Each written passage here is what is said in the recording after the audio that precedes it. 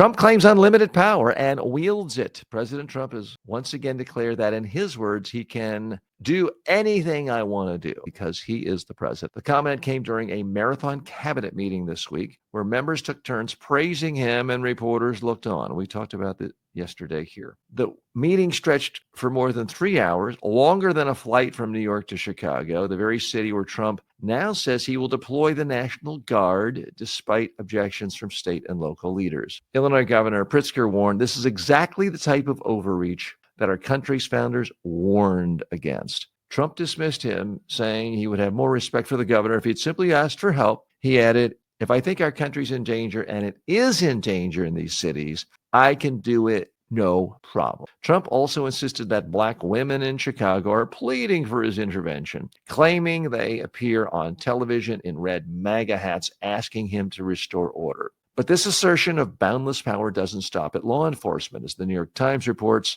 Trump is applying the same "I can do anything" philosophy to America's economy. He's muscled the government into unprecedented roles in private industry, demanding that Intel give Washington a nearly 10% ownership stake, forcing NVIDIA to hand over 15% of revenue from certain chip exports, and blocking Nippon Steel's acquisition of U.S. Steel until the government was given a golden share that lets it veto decisions ranging from salaries to corporate names. Steve Ratner, a former Obama Treasury official, wrote that these actions can fairly be called extortion. That's right, extortion. Strong words, but accurate words. And that they undermine the rule of law and the stability businesses rely on. The approach contrasts sharply with earlier government interventions like the 2009 auto bailouts, when Washington deliberately avoided permanent ownership and tried to exit quickly. Meanwhile, Trump's tariffs are already squeezing the auto industry. General Motors say they will cut profits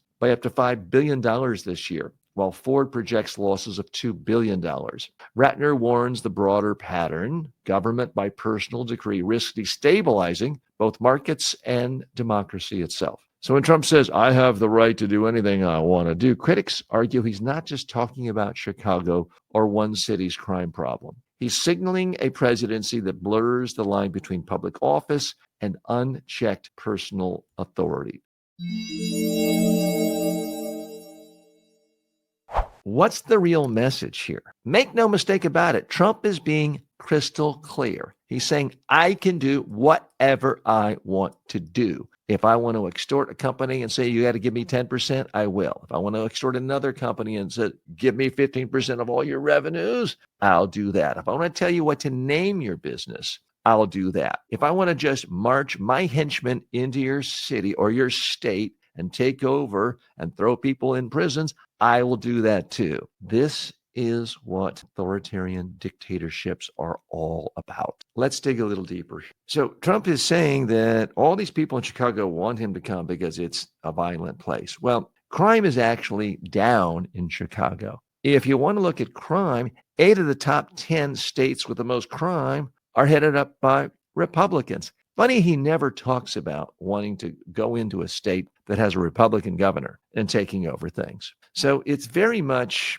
aligned with his goal to snuff out Democratic opposition. From Trump's perspective, if you are a Republican governor and you wear the MAGA hat and you say nice things about Donald, he doesn't care if there are 10,000 murders a day in your state or your city. Go ahead, kill anyone you want. I don't care. You're on my team. But if you are a leader of a state or a city where there's a Democrat in power, he doesn't care if crime is plummeting. If it's lower than half the mega counties in the country, you're now high crime. It's dangerous. I'm taking over. Everybody wants me there. And it's just a thinly disguised attempt to stifle political dissent and to get rid of opposition. Yes, that is what fascists do. That is what Nazis do. It is what communists do as well. And increasingly, more and more people are noting that Trump is 100% of what anti-communists and anti-socialists, i.e. conservatives and